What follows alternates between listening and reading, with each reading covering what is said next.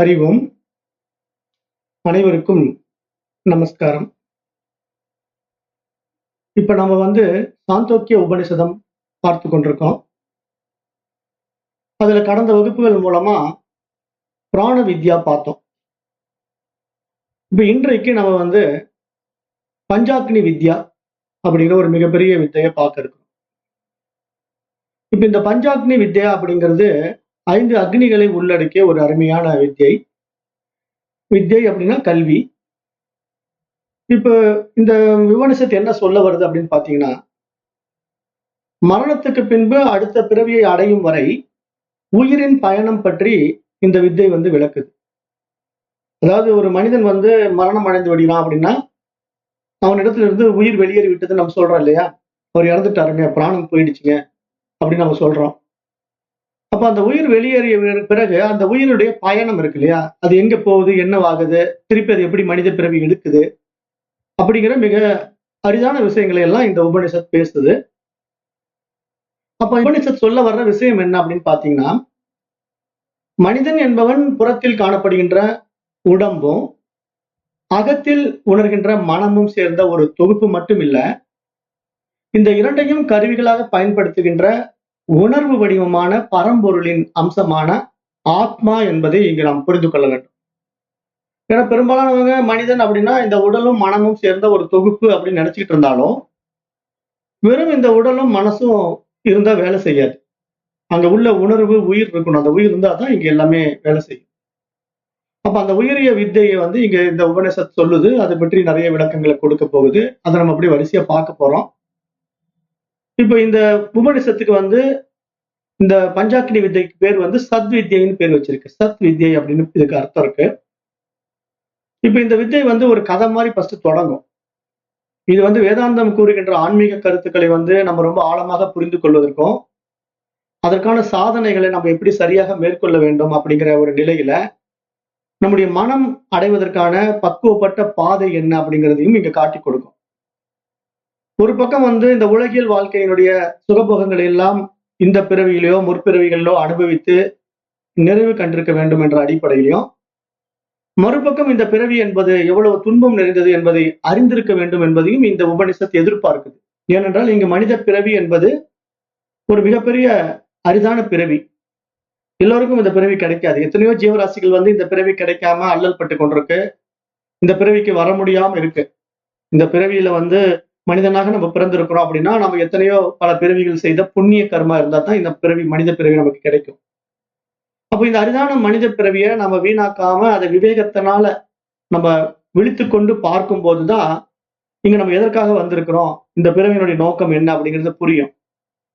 அப்போ இங்க நம்ம வெளியே மனதினுடைய அடிப்படையில புறம் சார்ந்த வாழ்க்கையை நோக்கி நம்ம ஓடாம அகம் சார்ந்த வாழ்க்கையை நம்ம நாடும் போது மட்டும்தான் நமக்கு எல்லாமே கிடைக்கும் அப்படிங்கிறது இங்க உபனிஷத்துகள் எல்லாம் சொல்ல வருகின்ற விஷயம்.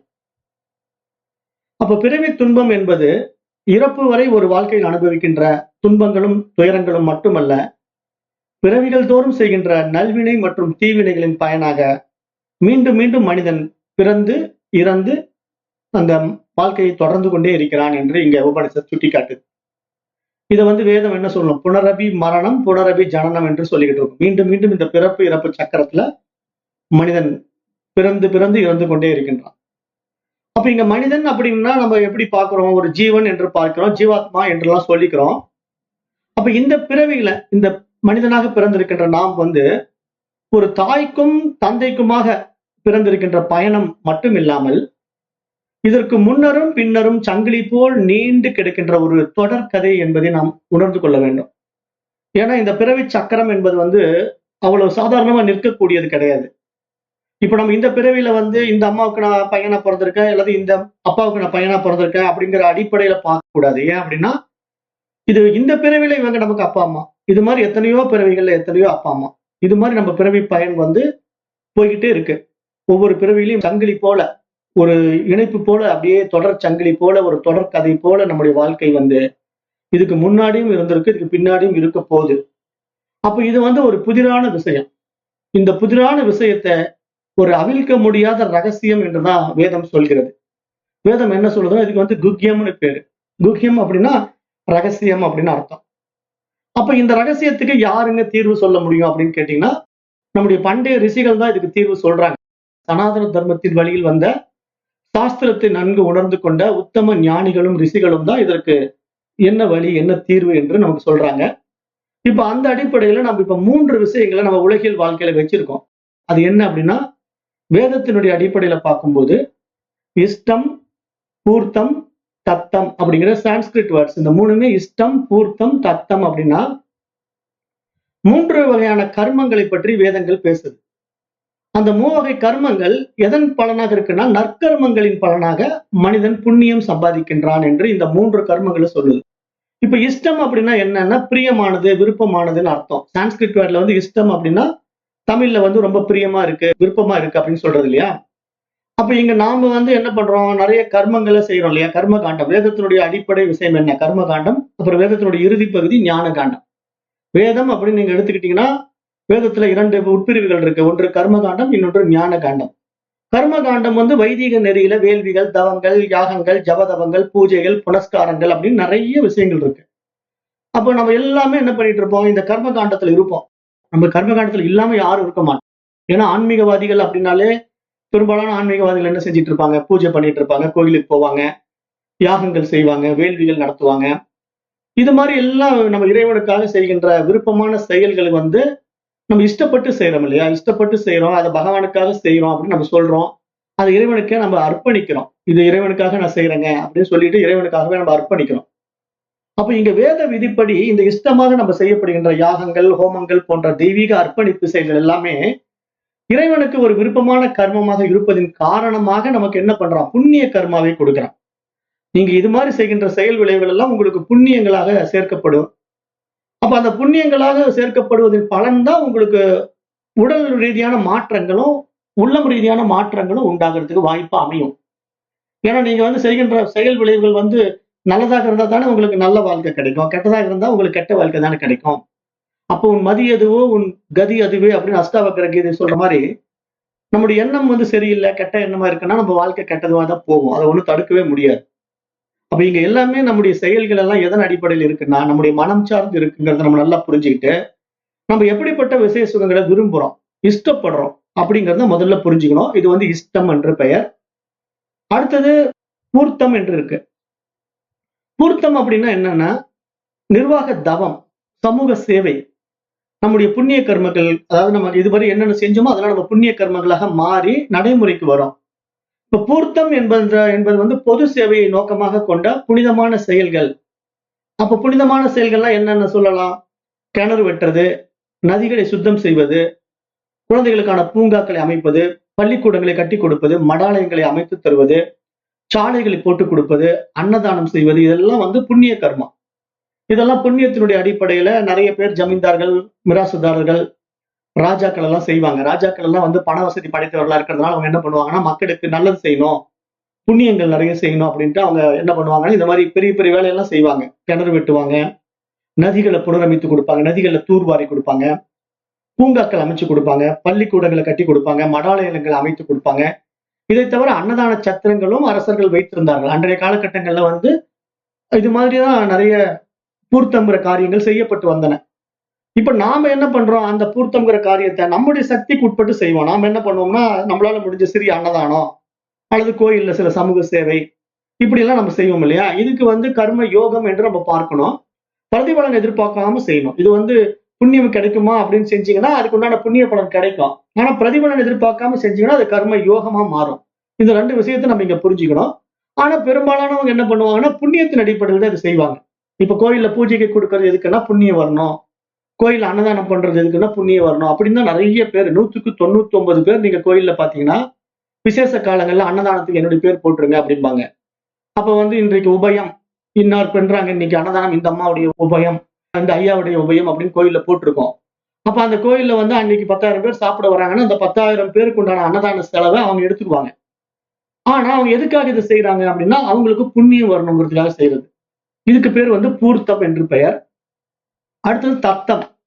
தத்தம் என்பது என்னன்னா, சுத்தமானது, உண்மையானது, தூய்மையானது அப்படிங்கிற அடிப்படையில பார்க்கிறோம். இப்ப தத்தம் என்ற தத்துவம் வந்து அந்த இதுல இருந்து தான் வந்தது. தத்துவங்கிற வார்த்தையில இருந்து தான் தத்தம்ங்கிறது வருது. அப்ப இது எதை அடிப்படையா பேசுது அப்படின்னா தத்துவமசி அப்படிங்கிற மகா வாக்கியத்தை அடிப்படையாக வைத்து தத்துவம் என்றது தத்தம் என்று பார்க்கப்படுகிறது. அப்ப இங்க வந்து வேதத்தினுடைய ஞான காண்டம் கர்ம காண்டம் என்ற இரு பகுதி இல்ல. முதல்ல நம்ம செய்யக்கூடியதெல்லாம் கர்மத்தின் அடிப்படையில் இருந்தாலும் ஞான காண்டத்துக்குள்ள நம்ம வரும்போது நமக்கு நம்மளை யார் என்று காட்டி கொடுக்கின்ற வேதம் என்ன சொல்லுது?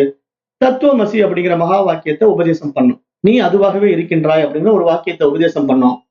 அப்ப நான் எதுவாக இருக்கின்றேன் அப்படின்னு நம்ம வேதத்தை தற்கும் போதுதான் பிரஜானம் பிரம்மா என்ற அடுத்த ஒரு உபதேசம் கொடுத்து நம்மை வந்து அகம் பிரம்மாஸ்மி என்ற நம்மை அந்த உணர்வாகவே இருக்கின்ற ஒரு பூரணத்துவத்தை காட்டி கொடுக்கின்றதுதான் வேதம். அப்ப இங்க அறிவு, சத்தியம், சுத்தம் ஆகியவற்றை அடைய அதற்கான தியானம் அல்லது பயிற்சி முறைகள் எல்லாம் ஞான காண்டத்தில் இருக்கு. அப்ப இது மாதிரி மனிதர்கள் வந்து பல பயணங்கள் செய்யலாம். அதாவது சரியை, கிரியை, யோகம், ஞானம் என்ற அடிப்படை விஷயங்களை ஆன்மீகத்தை நம்ம வச்சிருக்கிறதுனுடைய விஷயம் என்ன அப்படின்னு பாத்தீங்கன்னா, இதெல்லாம் நம்ம ஒவ்வொன்றா செய்யறதுக்கு தான். நம்ம சரியைங்கிற விஷயத்துல நம்ம சரீரத்தால சில சேவைகள் செய்வோம். கிரியை என்பதன் அடிப்படையில பூஜைகள் செய்வோம், உடல் உழைப்புகள் செய்வோம். அப்புறம் அதுக்கப்புறம் யோகம் என்ற நிலையில நாம் இது மாதிரி அத்தியாத்ம ஞான கல்வியில் கொடுக்கப்பட்ட உயரிய வித்தைகளை கற்றுக்கொண்டு பயிற்சி செய்வோம்.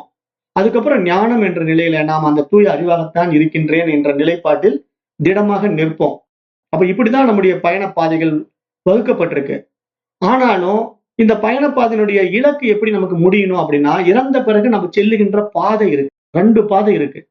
ஒண்ணு வந்து கிருஷ்ண கதி, இன்னொன்னு வந்து சுக்ல கதி என்று நான் ஏற்கனவே சொன்னேன். போன பாடத்திலே சொல்லிக் கொடுத்தேன். கிருஷ்ண கதி அப்படிங்கன்னா இருள் பாதை, அதாவது புகைப்பாதை என்று பெயர். இப்ப நம்ம வந்து புகைப்பாதை வழியாக மேலுலங்களுக்கு சென்று தனது புண்ணியத்திற்கு ஏற்ப பல்வேறு சுகபோகங்களை அனுபவிப்பதன் வாயிலாக நம்ம சம்பாதித்த புண்ணியம் தீர்ந்ததும் மீண்டும் பூமியில் மனிதனாக பிறக்க வேண்டும் என்ற ஒரு நியதியை வந்து புராண கதைகள் சொல்லும். புராண கதைகள் வந்து கிருஷ்ண கதியில நீங்க போனா உங்களுக்கு வாழ்க்கை இப்படி இருக்கு, அதே வந்து சுக்ல கதிங்கிற ஒளிப்பாதை வழியா நீங்க போனீங்கன்னா நீங்க பிறக்க மாட்டீங்க அப்படிங்கிற பாதைகள் எல்லாம் நமக்கு வகுத்து கொடுத்திருக்கு வேதங்கள். அதை வந்து கதைகளாக புராணங்களில பேசப்பட்டிருக்கு. அப்ப அது மாதிரி இங்க புகைப்பாதை வழியாக செல்லுகின்ற ஜீவாத்மா, இப்ப புகைப்பாதை வழியாக ஒரு மனிதன் இறந்த பிறகு செல்லுகின்றான் வைங்களேன். அவன் என்ன பண்றான்? சொர்க்கம் போய், மேகம் போய், பூமி, ஆண், பெண் ஆகிய 5 தளங்கள் வழியாக பயணம் செய்து மீண்டும் பிறவியை பெறுகின்றான் என்று இங்க பஞ்சாக்னி வித்தை வந்து நமக்கு சொல்ல வருது. 5 தளங்கள் இருக்கு இந்த இடத்துல. ஒருத்தன் வந்து பாத்தீங்கன்னா ஞானத்தை அடைஞ்சிருப்பான், தத்துவமசி அப்படிங்கிற உபதேசம் தெரிஞ்சிருக்கும், அகம் பிரம்மாஸ்மி அப்படிங்கறதெல்லாம் சொல்லிட்டு இருப்பான். ஆனா அவனுக்கு அனுபவ அறிவு வராம அவன் இறந்து போயிட்டா கூட அவன் போறதும் கிருஷ்ணகதி தான். ஏன்னா அவன் வந்து சுக்லகதியில போக முடியாது, அவன் மீண்டும் பிறக்க மாட்டான்னு சொல்ல முடியாது. ஏன் அப்படின்னா அவனுக்கு அது பரோட்ச ஞானமா தான் இருக்க தவிர அபரோட்ச ஞானமா அனுபவ அறிவு ஆகல. அனுபவ அறிவா மாறி நான் வாழும் போதே ஜீவன் முக்தனா யார் ஒருவன் இங்க பூமியில வாழ்றானோ அவன் மட்டும்தான் இந்த தேகத்தை விடும்போது அவன் சுக்ல கதியின் வழியாக இந்த உடம்பை விட்டுட்டு போவான். அதாவது உயிரானது சுக்ல கதி வழியாக போய் மீண்டும் உடல் எடுக்காது அப்படிங்கிற ஒரு உண்மையை இங்க புரிஞ்சுக்கணும். அததான் நம்முடைய புராணங்கள் என்ன பண்ணும்னா உத்ராயணம், தட்சிணாயனம் அப்படின்ட்டு சூரியனுடைய அந்த 2 காலகட்டங்களை நமக்கு இங்க புரிய வைக்கும். அதை நீங்க புரிஞ்சுக்கிட்டு இந்த பாதையினுடைய 2 வித்தியாசங்களை பார்க்கணும். அப்ப இங்க வந்து பாத்தீங்கன்னா புகைப்பாதை வழியாக செல்லுகின்ற ஜீவாத்மா இருக்கு இல்லையா, இந்த உயிரானது 5 பாதைகள்ல பயணிக்குதுன்னு இந்த வேதம் சொல்லிக் கொடுக்குது. என்னென்ன கொடுக்குதுன்னா சொர்க்கம், மேகம், பூமி, ஆண், பெண் அப்படிங்கிற 5 விதமான பாதைகள்ல இது பயணம் பண்ணுது. இந்த 5 தலங்களுக்கு பேர் தான் பஞ்சாக்னின்னு பேரு. நீங்க பஞ்ச அக்னின்னு உடனே ஏதோ அப்படி நெருப்புன்னு நினைச்ச கூடாது. இந்த 5 விதமான விஷயங்கள் வந்து இங்க பஞ்சாக்னிங்கிற வித்தையாக பார்க்கப்படுகிறது. இது வந்து பிருகதாரண்ய உபனிஷத்துல விளக்கப்படுகிறது. பிரவாகன ஜெய்வலி அப்படிங்கிற ஒரு மன்னன் இருந்தான். இது வந்து இனிமேல் ஒரு சின்ன கதை மாதிரி வந்து இந்த விஷயத்த சொல்ல வருது இந்த உபனிஷத்து. பிரவாகன ஜெய்வலி அப்படிங்கிற மன்னன் வந்து ஸ்வேதகேது அப்படிங்கிற ஒரு பிராமண இளைஞனுக்கு உபதேசம் பண்ணதுதான் இந்த பஞ்சாக்னி வித்தை என்று நம்ம இங்க பார்க்கிறோம். இப்ப நீங்க கேட்கலாம், இப்ப பிரம்மத்தை அறிந்தவர்கள் தானுங்க பிராமணன். பிராமணன் அப்படின்னா நம்ம இந்த இடத்துல எப்படி பார்க்கிறோம்? பிரம்மத்தை உணர்ந்தவன், பிரம்மத்தை அறிந்தவன் பிராமணன். ஆனா ஒரு ஆட்சியை செய்கின்ற ஆட்சியாளன் வந்து சத்திரியன். இப்ப இங்க பாருங்களேன், அப்படியே ரிவர்ஸ் ஆகுது பாருங்க. இந்த வித்தை வந்து ரொம்ப முக்கியமான வித்தை. இங்க வந்து பிரவாகன ஜெய்வலி அப்படிங்கிற மன்னன் என்ன பண்றான்னா ஸ்வேதகேது அப்படிங்கிற ஒரு பிராமண இளைஞனுக்கு உபதேசம் பண்றான். அப்ப அந்த அடிப்படையை நீங்க இங்க கவனிக்கணும். அப்ப இங்க என்ன நீங்க புரிஞ்சுக்கணும் அப்படின்னா, இப்ப இந்த வைதிக நெறியை படித்து விட்ட பிராமணர்கள் எல்லாம் வேதம் தெரிந்தவர்கள் அப்படின்னு நம்ம முடிவுக்கு வந்துடக்கூடாது. ஏன் அப்படின்னா இங்க வந்து வைதிக நெறிங்கிறது சடங்குகள் சம்பிரதாயங்களுக்கு தான் பயன்படுமே தவிர ஞானத்துக்கு பயன்படாது. அது வந்து சும்மா உலகியல் காரியங்களை செய்யலாம், வேள்வி நடத்தி கொடுக்கலாம், ஒரு யாகம் செஞ்சு கொடுக்கலாம், ஒரு வைதிக நெறியில் நம்ம வாழ்ந்து கொண்டிருக்கலாம். ஆனா அது வந்து ஒரு பிராமணனை வந்து பிராமணத்துவம் உடையவனாக, ஒரு பூர்ணத்துவம் உடையவனாக மாற்றாது. ஏன் மாற்றாது அப்படின்னா இங்க பிறப்பின் அடிப்படையில பிராமணன் யாருமே கிடையாது. பிறப்பின் அடிப்படையில் எல்லோருமே சூத்திரர்கள் தான். இங்க வாழ்க்கையில் நம்ம வாழும்போது நம்ம அந்த தெய்வீக உணர்வை நமக்குள்ள அனுபவமாக்குகின்ற அந்த பிரம்மானுபவத்தை யார் அனுபவமாக்குகிறார்களோ அவர்கள் தான் உண்மையில் பிராமணர்கள் என்று வேதம் சொல்லுது. இது நிறைய பேருக்கு புரியாது. சும்மா பிறப்பால் நான் பிராமணன் அப்படின்னு சொல்லிட்டு அப்படியே நம்ம இந்த வெறும் கர்ம காண்டத்திலேயே வாழ்க்கையை முடிச்சிட்டு போறாங்க பாருங்க. அவங்க எல்லாம் மீண்டும் பிறவிக்கு வருவாங்க. அவங்க போற பாதை என்னன்னா புகைப்பாதை, கிருஷ்ண கதியில தான் போக முடியுமே தவிர அவங்க சுக்ல கதியில போக முடியாது. அப்ப அவங்க எல்லாம் உயரிய வழிக்கு வந்துருவாங்களான்னா இல்ல இல்லையா? கிருஷ்ண கதியில போயிட்டு மீண்டும் பிறவி எடுக்கும்போது அவன் அடுத்த பிறவிலேயே பிராமணனா பிறப்பானா யாருக்கு தெரியும்? இழிப்பிறவிக்கு கூட போலாம். பன்னியா பிறக்கலாம், கொசுவா பிறக்கலாம், யாருக்கு தெரியும்? அப்ப இதனால நம்ம என்ன புரிஞ்சுக்கணும்? இங்க பிறவிங்கிற சக்கரம் நிக்க போறது இல்ல. ஆனா இந்த வித்தையை கற்றுக் கொடுக்கின்றவன் யாரோ அவன் பிராமணன். அப்படிதான் இங்க புரிஞ்சுக்கணும். இங்க பிராமணன் அப்படின்னா கல்வியை கற்றுக் கொடுக்கின்ற, உபதேசம் செய்கின்ற மிக உயரிய உத்தமர்களை தான் இங்க வேதம் பிராமணர்கள் என்று சொல்லுது. அப்ப இங்க பிருகதாரண்ய உபனிஷத்தை இது விளக்கப்படுது. எப்படி விளக்கப்படுது அப்படின்னா, பிரவாகன வைஜிலி என்ற மன்னன் சேத்தகேது என்ற பிராமண இளைஞனுக்கு பஞ்சாக்னி வித்தையை உபதேசிக்கின்றார். அவர்கள் இருவரும் சந்தித்து இந்த வித்தைக்கான ஒரு முன்னுரையாக நம்ம ஒரு சிறிய கதையை பார்க்க போறோம். இப்ப பண்டைய நாட்கள்ல பாத்தீங்கன்னா மன்னர்கள் எல்லாருமே பண்டிதர்கள் மற்றும் மிகப்பெரிய ஞானிகளாக இருந்திருக்காங்க. அன்றைய காலங்கள்ல வாழ்ந்த அரசர்கள் எல்லாமே இந்த வித்தைகளை, இந்த வேத வித்தங்களை எல்லாம் படிச்சிருப்பாங்க. ஏன்னா எல்லாருமே குருகுல கல்விதான். அரச குல பையனாக இருந்தாலும் சாதாரண ஏழை வீட்டு பையனாக இருந்தாலும் எல்லோருமே ஒரே இடத்துல தான் கல்வி கற்க வேண்டும். அது குருகுல கல்வி முறை. அப்ப அங்க என்ன பண்ணுவாங்கன்னா வேத பாடசாலையில வேதம் சொல்லி கொடுப்பாங்க. அங்க ஜாதி மத ஏற்றத்தாழ்வு கிடையாது. உயர்ந்தவன் தாழ்ந்தவன்கிற பேதமே கிடையாது. அப்படி ஒரு உயர் பரிமாண நிலையை இந்த வேதம் உபதேசிக்குது. பட் இன்றைக்கு எல்லாம் மோசமான கேவலமா ஆயிட்டானுங்க. பெரிய பெரிய எனக்கு ஏன் இந்த விஷயத்தை நான் சொல்ல விரும்புறேன்னு கேட்டீங்கன்னா, நான் ஒரு இடத்துல ஒரு கிளாஸ் எடுக்க போனேங்க. நான் டைரக்டா போல. நான் என்ன பண்ணிட்டேன், ஒருத்தர்கிட்ட சொல்லிவிட்டேன். இந்த மாதிரி கிளாஸ் நாங்க எடுக்கிறோம். நீங்க ஒரு 10-20 பேர் வருவோம். யாருடைய மடம் தெரியுங்களா? இந்த ரிஷிகேஷ் சுவாமிஜி இருக்காருல்ல, சிவானந்தர். ரிஷிகேஷ் சுவாமிஜி சிவானந்தருடைய ஆசிரமம் ஒன்று இருக்கு.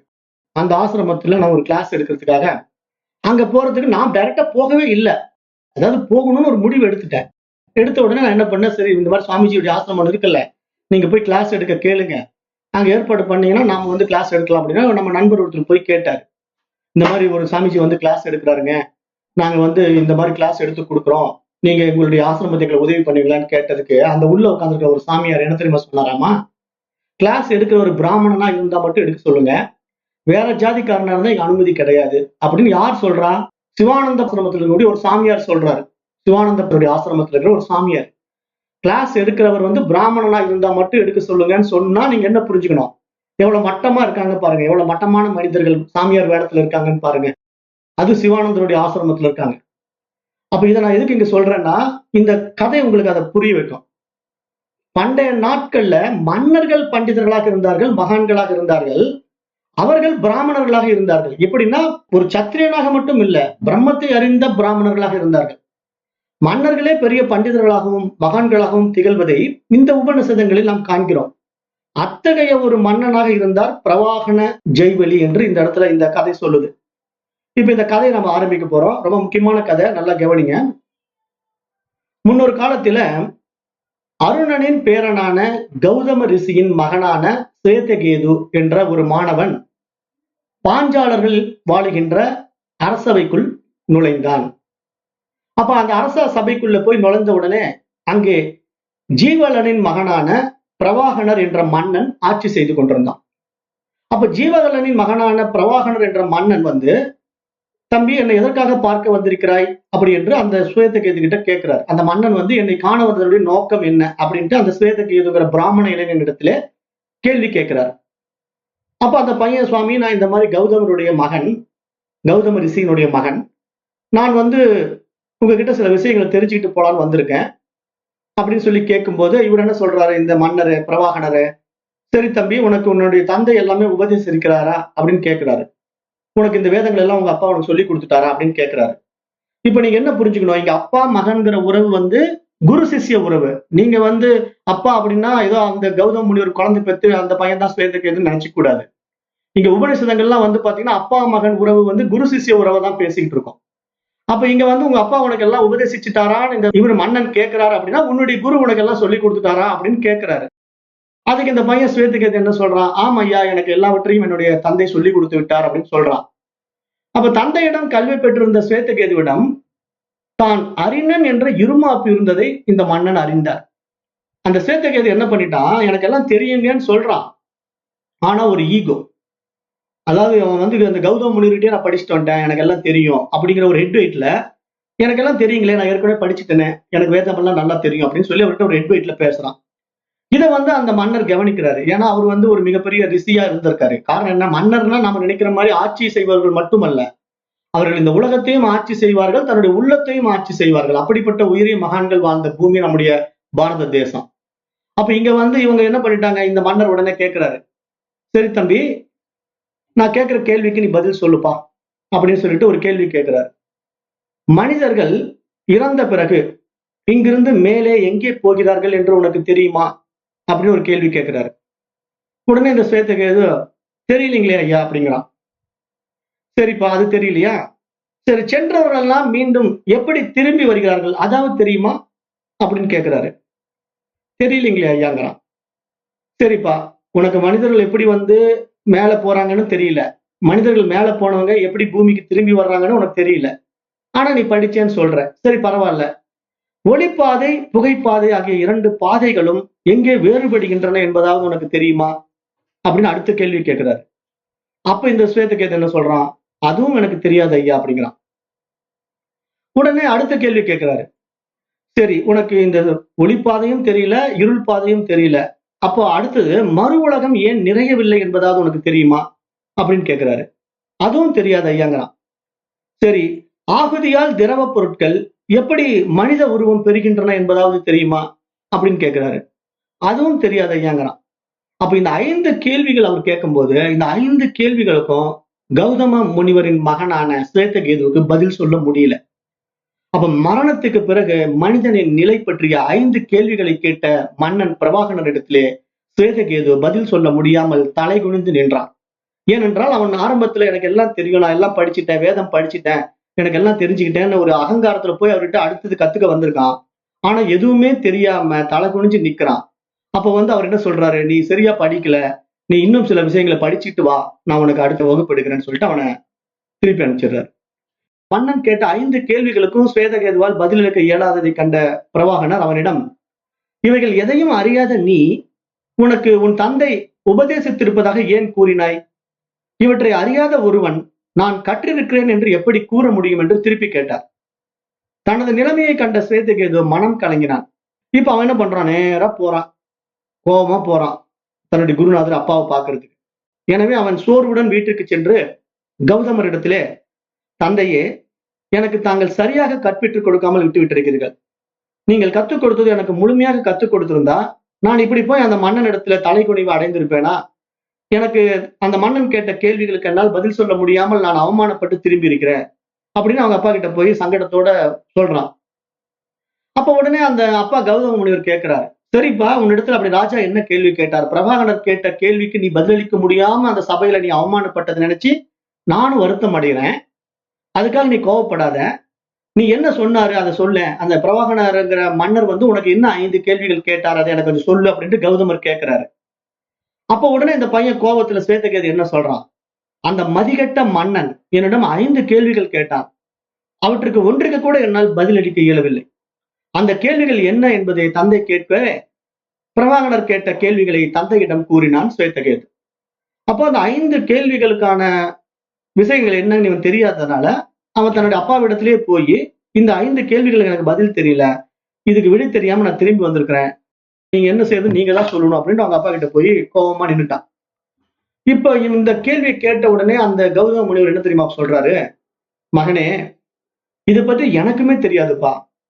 நான் வந்து ஏதோ வேதங்கள் எல்லாம் படிச்சிருக்கேன், நான் வேத விற்பனா இருக்கேன், ஞானத்தையும் நான் உணர்ந்திருந்தாலும் இப்ப நீ கேட்கிற இந்த 5 கேள்விகளும் அவர்கிட்ட இருந்து நீ கேட்டுட்டு வந்திருந்தாலும் எனக்கு உண்மையிலேயே இது தெரியாதுப்பா.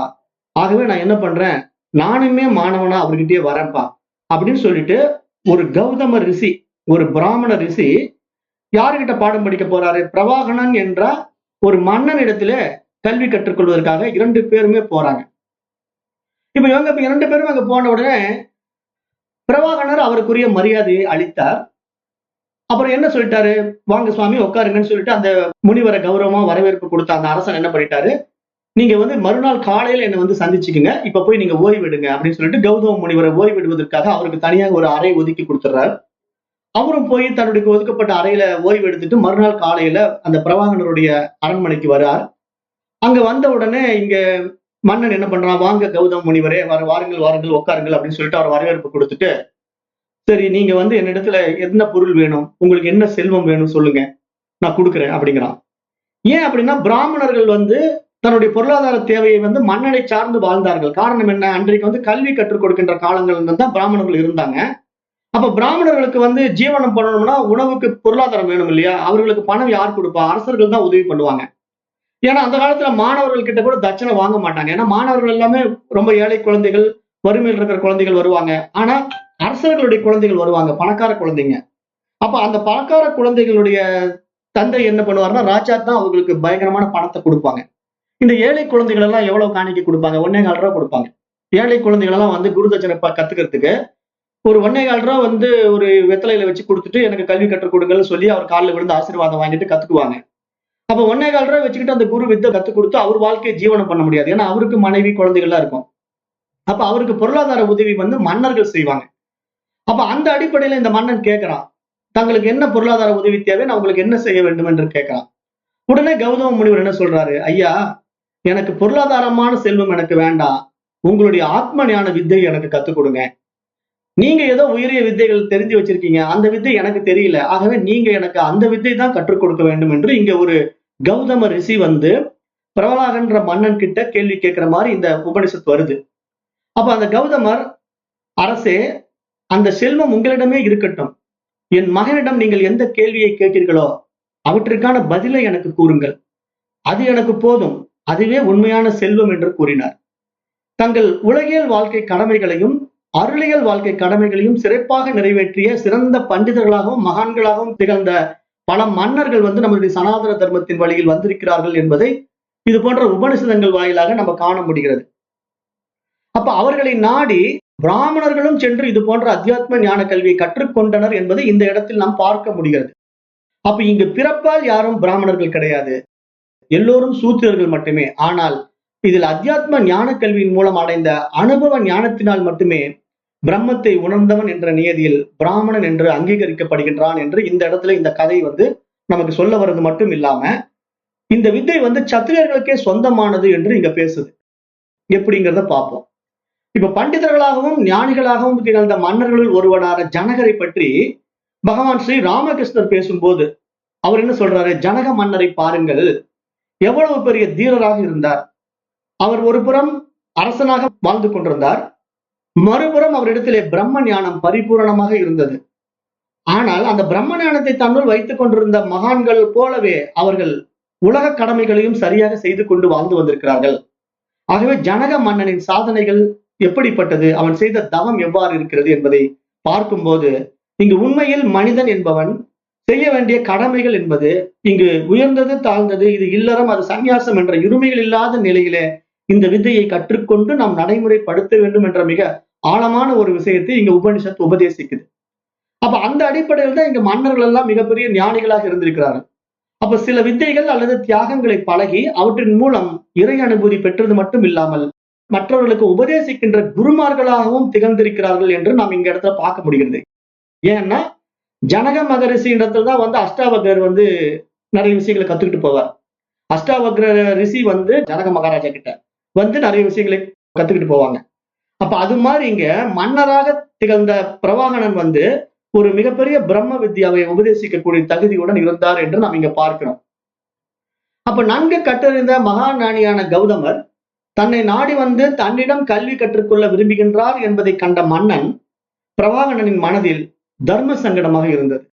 ஏன்னா இங்க வந்து கௌதமர் வந்து ஏதோ தன்னிடத்துல பொருளாதாரத்தை கேட்டு வந்திருப்பாரு அப்படின்னு தான் இந்த மன்னன் நினைச்சான், பிரவாகன மன்னன். ஆனா இவர் எனக்கு பொருளாதாரம் எல்லாம் வேண்டாம், நீ வித்தையை மட்டும் கத்துக்கொடுன்னு கேட்ட உடனே இவனுக்கு என்னடா இவ்வளவு பெரிய ஒரு ஞானி வந்து என்னிடத்துல வித்தையை கேட்கிறாரே அப்படின்னு கொஞ்சம் தர்ம சங்கடமான நிலையில அவரை பார்க்கிறான். மன்னன் பிரவாகனின் மனநிலையை தெரிந்து கொண்ட கௌதமர் என்ன சொல்றாரு, இல்ல நீ அப்படி நினைக்க வேண்டாம், எனக்கு வந்து வித்தை தான் முக்கியம், இதுல வித்தையில வந்து இவர் உயர்ந்தவர் இவர் தாழ்ந்தவர்ங்கிறது கிடையாது, ஆகவே நீ எனக்கு கற்றுக் கொடு அப்படின்னு சொல்லி அந்த வித்தையை வந்து எனக்கு நீ கற்றுக் கொடுத்துதான் ஆகணும் அப்படின்ட்டு கௌதமர் வந்து அந்த பிரவாகன மன்னனிடத்திலே வேண்டுவதாகவும், அதுக்கு பிரவாகன மன்னன் என்ன பண்றான், கௌதமரே இங்க என்னுடன் நீண்ட காலம் நீங்கள் தங்கி இருக்க வேண்டும், அப்பொழுது மட்டும்தான் நான் இதை கற்றுக் கொடுக்க முடியும் என்று சொல்லும் போது கௌதமர் என்ன சொல்லிட்டாரு, சரி நான் உன்னிடம் தங்கி இந்த வித்தையை கற்றுக்கொள்கிறேன் என்று அந்த மன்னனுடைய அரண்மனையிலேயே கௌதம முனிவர் தங்கினார் என்று நாம் இந்த இடத்துல பார்க்கிறோம். கௌதமரும் அதனை ஏற்றுக்கொண்டு அங்கேயே தங்கினார். பிரவாகனர் குறிப்பிட்ட காலம் நிறைவுற்றதும் அவரை அணுகினார். மன்னர் அவரிடம், கௌதமரே, நீங்களும் என்னிடம் கேட்ட அந்த வித்தையை உங்களுக்கு முன்பாக எந்த பிராமணர்களுக்கும் இதுவரை நான் அளிக்கப்பட்டதில்லை. அதனால்தான் எல்லா உலகங்களிலும் இந்த வித்தை சத்திரியர்களுக்கே சொந்தமானதாக இருந்தது என்று கூறிவிட்டு அவருக்கு அந்த வித்தையை கற்பிக்கலானார் என்று நாம் இந்த இடத்துல பார்க்கிறோம். அப்ப இங்க நீங்க என்ன புரிஞ்சுக்கணும்னா, இந்த பஞ்சாக்னி வித்தை என்பது பண்டைய ரிஷிகள் வந்து மன்னர்களிடத்தில் தான் கற்றுக்கொண்டார்கள் அப்படிங்கிற ஒரு முக்கியமான பாயிண்டை இங்க நீங்க ஹைலைட் பண்ணிக்கணும். இங்க ஹைலைட் பண்ண வேண்டிய விஷயம் என்ன அப்படின்னா, இந்த பஞ்சாக்னி வித்தையை தெரிந்து கொண்ட அத்தனை மகான்களுமே மன்னர்கள் மூலமாகத்தான் கற்றுக்கொள்ள முடியும். ஏன்னா இது சத்திரியர்களுக்கு உரித்தான வித்தையாக மன்னர்கள் கற்று வைத்திருந்தார்கள் என்று பார்க்கப்படுகிறது. அப்ப இங்க வந்து வித்தையினுடைய நோக்கம் என்ன அப்படின்னு நீங்க பாத்தீங்கன்னா, இங்க பிராமணனுக்கு மட்டும்தான் இந்த வித்தை தெரியும், சத்திரியனுக்கு தெரியாது அப்படிங்கிற காலம் எல்லாம் அப்ப கிடையாது. அங்க எல்லோருமே குருகுலம் கற்றுக்கொண்டு வந்ததுனால எல்லோருக்கும் எல்லாம் தெரியும். ஆனா சில உயரிய வித்தைகள் இங்க ஒருத்தருக்கு ஒருவர் பரிமாறிக்கொண்டார்கள். அந்த இடத்திலே அந்த பேதமைகள் இல்ல.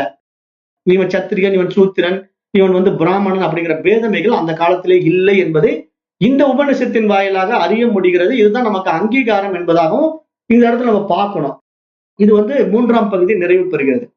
இப்ப அடுத்தது நம்ம பஞ்சாக்னி வித்தைனா என்ன அப்படிங்கறத பார்க்க போறோம்.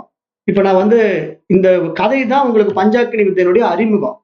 பஞ்சாக்னி வித்தை வந்து யார் யாருக்கு கத்துக் கொடுத்தா அப்படிங்கறத நல்லா புரிஞ்சுக்கங்க. பஞ்சாக்னி வித்தையை கத்துக் கொடுத்தது வந்து பிரவாகனன் என்ற மன்னன். கற்றுக் கொடுக்கப்பட்ட மாணவன் யாரு, கௌதம முனி. அவர் வந்து ஸ்வேதகேதுங்கிற தன்னுடைய மகனுக்காக தானும் சேர்ந்து கத்துக்கிறார். அப்ப நம்ம இப்ப பஞ்சாக்னி வித்தைனா என்னன்னு இன்றைய வகுப்புல பார்க்க போறோம். இது ரொம்ப முக்கியமான வித்தை, இது எல்லாருக்குமே கொடுக்கப்படுகின்ற வித்தை. இப்ப இந்த பஞ்சாக்னி வித்தை என்பது உபனிஷதங்களில் வருகின்ற ஒரு அதீத ஞான சாதனை.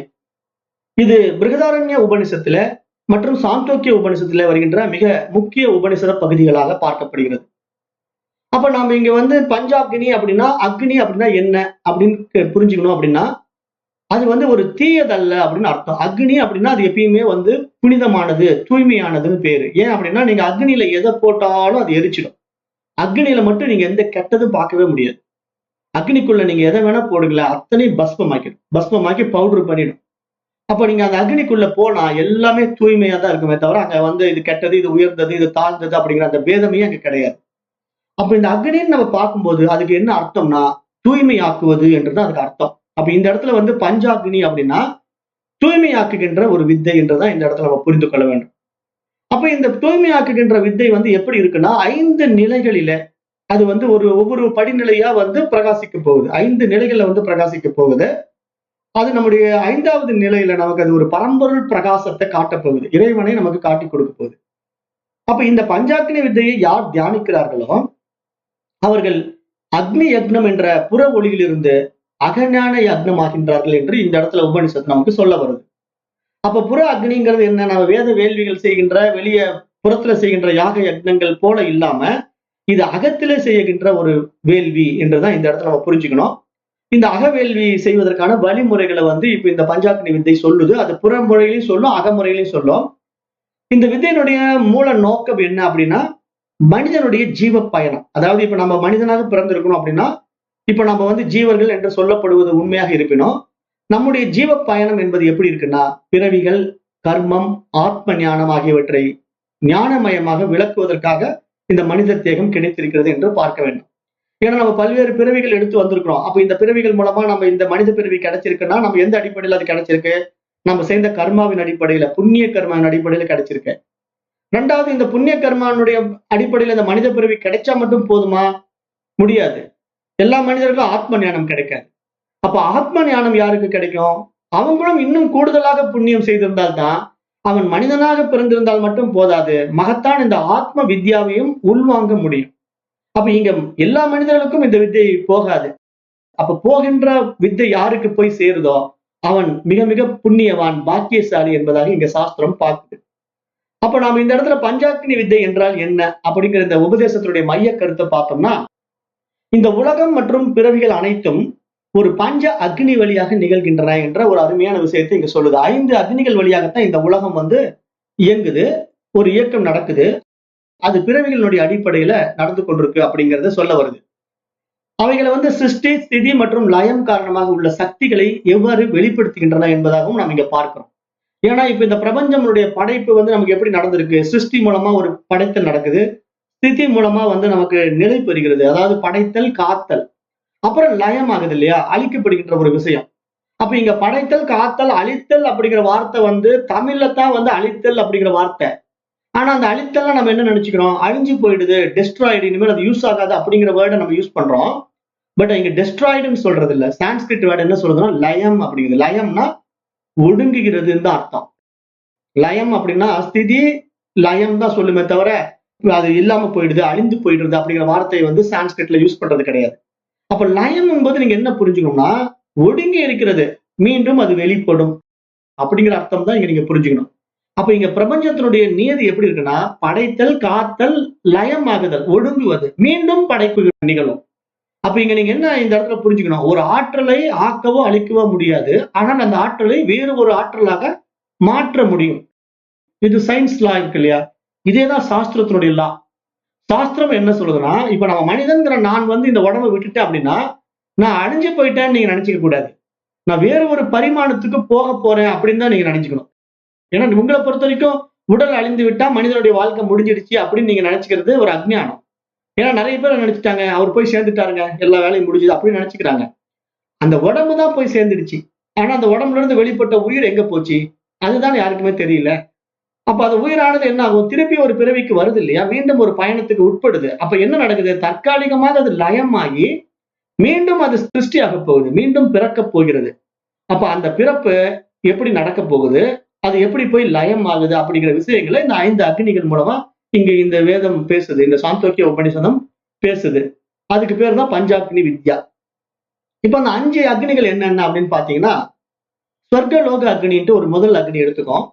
இப்ப இந்த சொர்க்கலோக அக்னிங்கிறது என்ன தெரியுமா? மேல் உலகம் அப்படிங்கிற ஒரு ஹையர் பிளாட்ஃபார்மை வந்து பேசுது. இப்ப நீங்க உடனே மேல் உலகம் அப்படிங்கும் போது, இப்ப சராசரியா புராணங்கள்ல நம்ம பார்க்கும்போது நமக்கு மேல் உலகம்னா என்ன இருக்கு?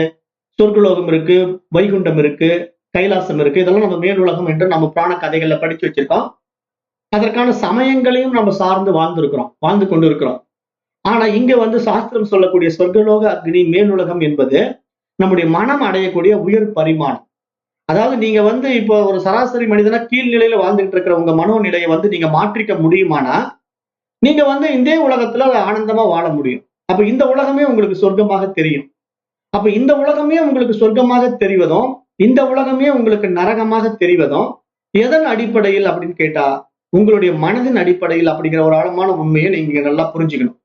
அப்ப உன்னுடைய மதி எதுவோ உன் கதி அதுவே அப்படின்னு அஷ்டாவகர கீதை சொல்ற மாதிரி, இப்ப நம்முடைய எண்ணம் எப்படியோ, என்னுடைய மனோபாவம் எப்படியோ அப்படித்தான் என்னுடைய வாழ்க்கையும் இருக்கும் அப்படிங்கிறதையும் நீங்க நல்லா புரிஞ்சுக்கணும். அப்ப இங்க உங்களுடைய வாழ்க்கை வந்து எங்க எப்பொழுதும் ஆனந்தமா இருக்கு, சந்தோஷமா இருக்கு அப்படின்னா நீங்க சொர்க்க வாழ்க்கை வாழ்றீங்கன்னு அர்த்தம்.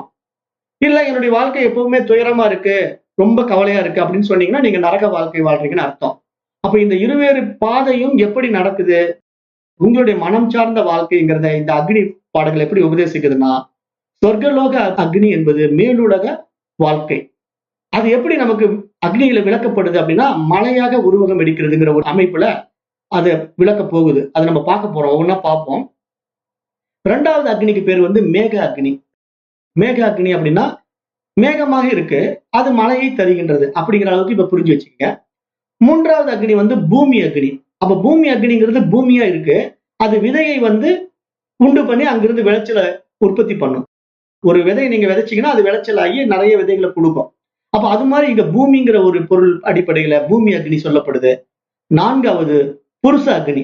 புருஷ அக்னினா புருஷன் என்றால் ஆண். அப்ப புருஷன் என்றால் ஆண் அப்படிங்கிற அடிப்படையில இங்க வித்தை வந்து எப்படி பார்க்கப்படுதுன்னா, அந்த ஆணினிடத்துல இருக்கின்ற விந்து சக்தி தான் இங்க வந்து உடலாக உருவகம் எடுக்க போகுது. அப்ப இங்க ஆணினிடத்துல இருக்கின்ற அந்த வித்தைக்கு எது இங்க தேவைப்படுது அப்படின்னா, இங்க விந்து அப்படிங்கிற ஒரு விஷயத்தை வந்து சாஸ்திரம் பேசுது. அப்புறம் ஸ்திரீ அக்னின்னு என்று சொல்லுது, பெண் அக்னிங்கிற விஷயத்துக்கு வருது. அது என்னன்னா, யோனி பிரதிஷ்டா அக்னின்னு பேரு. அதுக்கு வந்து 5வது அக்னிக்கு பேர் வந்து யோனி பிரதிஷ்டா அக்னி. அப்படின்னா பெண் உடல் அது கருப்பை மூலம் அந்த பிறவிக்குறி உருவாகிறது, அந்த கருப்பை மூலமாக இன்னொரு குழந்தை உருவாகிறது அப்படிங்கிற ஒரு வித்தைய இந்த பஞ்சாக்னி வித்தை வந்து பேசுது. இப்ப ஏன் இது இப்படி பேசுது அப்படின்னா, இங்க வந்து ஒரு மனிதனுடைய பிறவி வந்து எப்படி உடல் எடுக்க முடியும் அப்படின்னா, அவன் வந்து ஒரு உயிர் அணுவா தான் இருக்கிறான். அப்ப அவனுடைய விந்து அணுவுல ஒரு உயிர் அணுதான். ஆனா அவன் வந்து தாயினுடைய கர்ப்பத்துக்குள்ள நுழையும் போது மட்டும்தான் அவன் என்னவா மாறுறான், குழந்தையா மாறுறான். அதாவது ஒரு பிண்டமா மாறுறான். அந்த பிண்டம்ங்கிறது என்ன, உடல் உருவாகுது, அவனுக்கு கை முளைக்குது, கால் முளைக்குது, கண்ணு முளைக்குது, எல்லாம் வளர்ந்து அவன் ஒரு உருவம் எடுக்கிறான். அந்த உருவம் என்ன ஆகுது, வெளியே வரும்போது அம்மாவுடைய கர்ப்பத்துல இருந்து 10 மாதம் கழிச்சு வெளியே வரும்போது அந்த குழந்தைய நம்ம வந்து ஆண் குழந்தையோ பெண் குழந்தையோ அது எப்படி பிறகுதோ அந்த குழந்தைய நம்ம வந்து ஒரு உருவத்துல பாக்குறோம். இது என்னுடைய குழந்தைய நம்ம அபிமானம் வைக்கிறோம். ஆனா அந்த குழந்தை அப்படி 10 மாசம் உள்ள அம்மாவுடைய தாய்க்குள்ள உருவாவதற்கு முன்னாடி அது எங்க இருந்தது, அப்பாவுடைய விந்துல இருந்தது. வெறும் அணு. அப்பாவுடைய விந்துல எப்படி இருந்தது, ஒரு உயிர் அணுவா இருந்தது. அதை பேசுது இப்ப இந்த சாஸ்திரம். பஞ்சாக்னி விதை இப்ப அதை தான் பேசுது. என்ன பேசுதுன்னா, அந்த உயிர் அணு எப்படி அப்பா கிட்ட வந்துச்சு அது தெரியணும் இல்ல. இப்ப நான் பிறக்கிறேன் அப்படின்னா எப்படிங்க நான் பிறந்தேன் அப்படின்னு கேட்டா அதுக்குதான் அழகான விளக்கம் சொல்லுது. அந்த சொர்க்கலோக அக்னிங்கிற மேல் உலகத்திலிருந்து அது மழையாக பொழிகிறது, அது மேகக்கூட்டங்களாக நிறைகிறது, மேகக்கூட்டங்களாக நிறைந்து மழையாக பொழிந்து பூமியில் வந்து விழுகிறது. அப்ப மழை நீரானது பூமியில் வந்து விழுந்த உடனே பூமியில் இருக்கின்ற விதைகள் எல்லாம் விளைச்சல் ஆகுது. அப்ப பூமியில் இருக்கின்ற விதைகள் எல்லாம் விளைச்சல் ஆகும் போது அந்த விதைகள் இருக்கின்ற காய்கறிகள் தானியங்கள் எல்லாம் யார் சாப்பிடுறா, ஒரு புருஷன் சாப்பிடுறான், ஒரு ஆண் சாப்பிடுகின்றான், பெண்ணும் சாப்பிடுகின்றா, ஆணும் சாப்பிடுகின்றான். ஆனா ஆண் சாப்பிடுகின்ற அந்த சாப்பாட்டுக்குள்ள இருந்து அந்த உயிரணு அந்த தந்தையினுடைய விந்துவிலிருந்தே வெளிப்படுகிறது. அப்ப அதுதான் மீண்டும் தாயினுடைய கர்ப்பத்துக்குள்ள போய் உடல் எடுக்கிறது. அப்ப இந்த தந்தையையும் தாயையும் ஒரு மீடியமா யூஸ் பண்ணுது. அந்த உயிரானது என்ன பண்ணுதுன்னா மீடியமா யூஸ் பண்ணுது. ஏன்னா உடம்பு எடுத்தாகணும். உடம்பு எடுக்கணும் அப்படின்னா பர்டிகுலரா மனித உடம்புக்குள்ள போனா தான் மனித உடல் கிடைக்கும். இப்ப அந்த உயிரானது மேகக்கூட்டங்கள் வழியா மழை நீராக பொழியப்பட்டு நீங்க தாவரங்களுக்குள்ள போய் தாவரங்களா இருந்துகிட்டு இருக்கிற நிலை மாறி மனிதன் உணவாக உட்கொள்ளும் பொழுது மனித உடல் எடுக்கும். ஒரு மிருக உணவாக உட்கொண்டா என்ன ஆகும், மிருக உடல் எடுக்கும். அப்ப ஒரு பறவை உணவாக உட்கொண்டா என்ன ஆகும், பறவை உடல் எடுக்கும். அப்ப இங்க என்னன்னா தாய் தந்தையினுடைய நிலைப்பாடு என்னவோ அப்படிதான் நமக்கு பிறவி. அப்ப நம்ம வந்து ஒரு மிருகத்துக்கு குழந்தையா பிறக்கிறோம்னா நம்ம நிச்சயமா மிருகமா தான் இருப்போம். ஒரு பறவைக்கு குழந்தையா பிறக்கிறோம்னா நம்ம பறவையா தான் இருப்போம். மனிதனுக்கு குழந்தையாக பிறக்கிறோம்னா நம்ம மனிதனாக இருப்போம். அப்ப இங்க நம்முடைய பரிணாமம் நீங்க பாருங்களேன், பல்வேறு பிறவி பரிணாமங்கள் நம்ம வரோம்.